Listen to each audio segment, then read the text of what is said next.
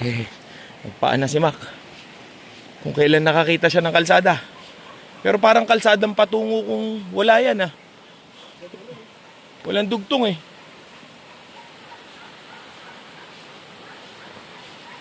Tulay pala.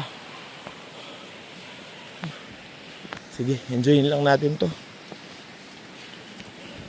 For our third day of hike, half day ito.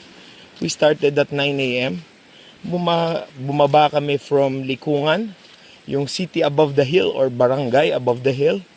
Then, for an hour and a half or 2 hours, give or take, makakarating ka dun sa Inasan Bridge.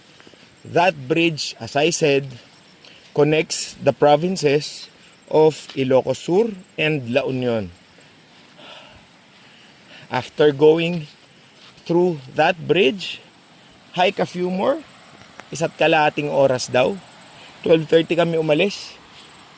Naka-1 oras na kami, probably 30 minutes more patungo doon sa drop-off point. Madulas pa rin, no? So, yun ang ating hike for today. Approximately from 9 a.m. to, sabihin mo na, 1:30. Kunin na namin ng 1.5 oras with ligo na yun bago rumatsa. In all, ito yung pinaka-relax na araw sa Kibungan Cross itinerary. Pero ngayon ako pinawisan kasi bilis maglakad nito eh. Nung di ko kasabay si Mac, leisurely pace. I can do this all day.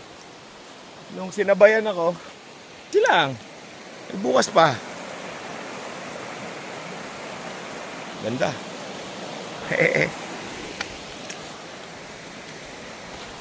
Oops.